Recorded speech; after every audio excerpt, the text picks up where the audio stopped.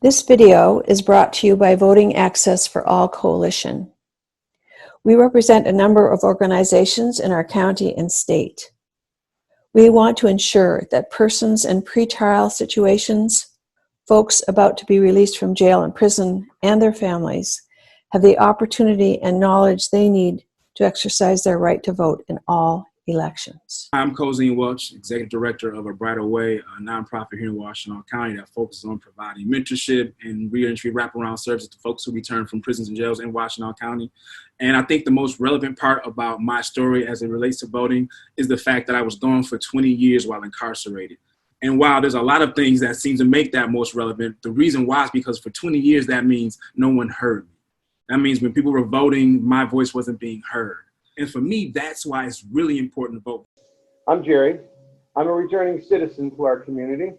I spent 20 years in prison. When I got released in March, the greatest thing that happened was I regained my right to vote. I have now the right to make my voice heard. Even if you don't have the right to vote, if you're sitting in prison or in a county jail, the thing is that your family can, your friends can. We and our families have to join together and make our voice heard together. My name is Evie Jordan, and I did 2 years in Huron Valley. And when I got out, I went door to door to stress the fact that we're felons, that we can vote. And a lot of people didn't even know that. It's more power in numbers than sitting at home complaining about it. Go vote. They pulling the wool over your eyes thinking you can't, but you can. Your word needs to be heard. I'm Daryl Woods. I am 48 years old. I spent 29 years in prison, or 28 years and 11 months incarcerated. When I went to prison, I was 18 years old. Never had the opportunity to vote in my life. I exercised my right to vote in the latest presidential primary. And so I'm excited today to say that it is very important to vote. Your vote matters.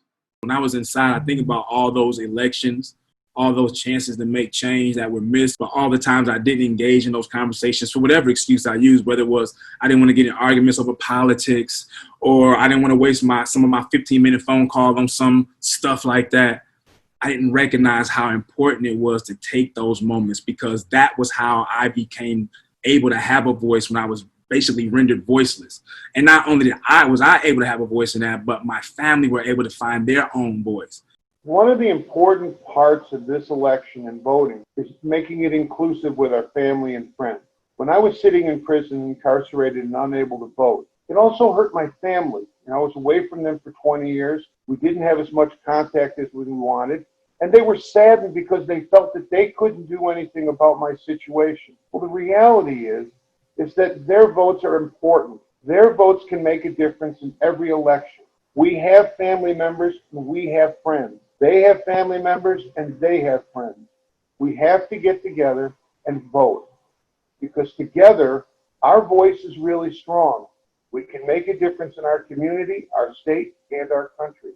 I have the great pleasure to work with my children, my son and daughter, during my incarceration. And one of the things that I had the opportunity to do is to teach them about their right to vote. And one of the greatest things that I felt was that my children exercised their right to vote, and they did it in a thoughtful way, because they wanted to vote for the people who they believed that was going to represent the interests of their incarcerated father.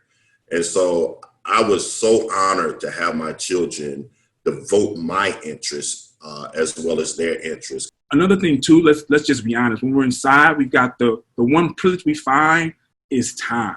We may not have as much access to resources like we do when we come home, but we have some time, and that time we can use to find out information that maybe our family members can't find out. It's a communal thing. Like, to me, that's why it's really important for folks inside to reach out to those friends and family members, because that's how you multiply and magnify your voice.